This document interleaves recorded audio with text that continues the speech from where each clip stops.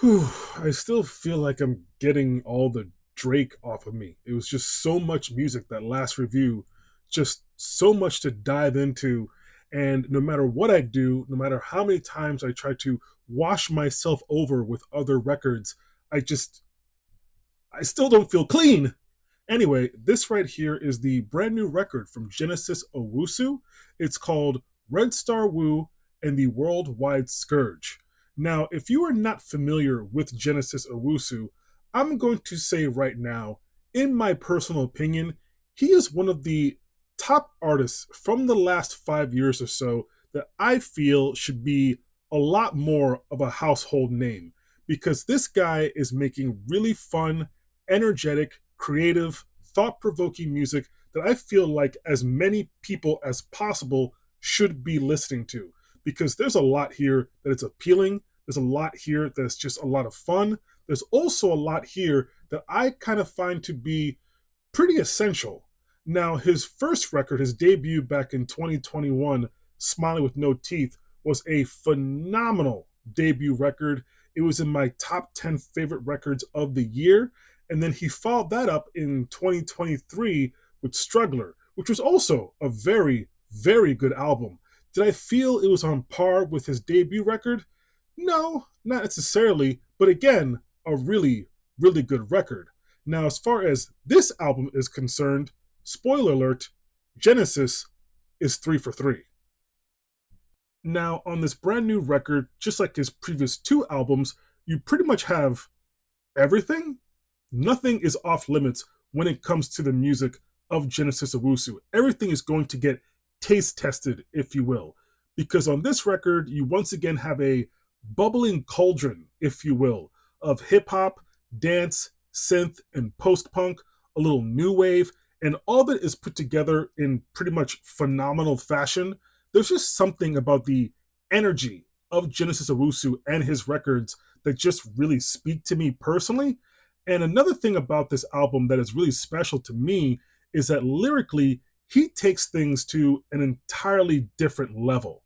Now, Genesis has never been afraid to talk about various serious topics, things going on around the world, while also bearing his soul and dealing with any kind of strife that he may be personally going through.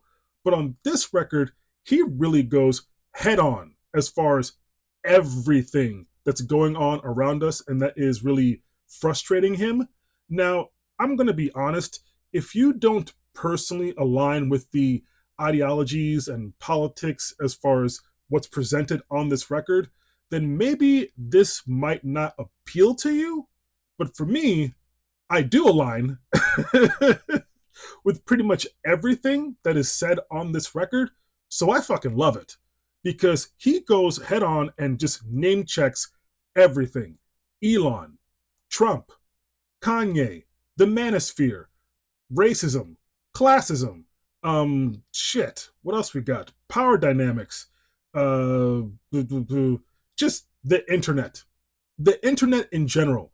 He's pissed off, frustrated, and annoyed by the internet, just like me, even though I'm on it. And also, not to mention the particular conflict that's going on in a certain area of the world that I have to be careful of mentioning on here, or I don't know, I'll get my account deleted, which, by the way, is complete bullshit. Now, the thing about this record, each track on here has a very clear, distinct message, no matter how it's delivered to you as far as the instrumentation of the album, because it could be a little bit more aggressive, chaotic, maybe more rock influenced, or it could be a little bit more smoother, a bit more somber, maybe even a little bit more funky. But again, the message, the lyrics are clear, and you know exactly what you should take away from it. At least that's how I felt. And it's funny because after you get through all the chaos of this album, and there is plenty of chaos, you actually end on a positive note with the final track, One for All, which made me actually think oddly because I was mentioning before about the internet.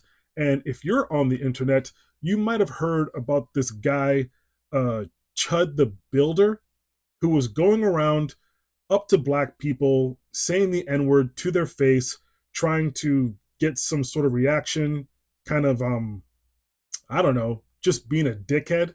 And it made me think, if I had encountered this person, if this person was in my face saying these things, trying to get a rise out of me, how would I have reacted to him? What would I have done in this particular instance? And it made me think that no matter what other people are doing, you can't let other people take your joy.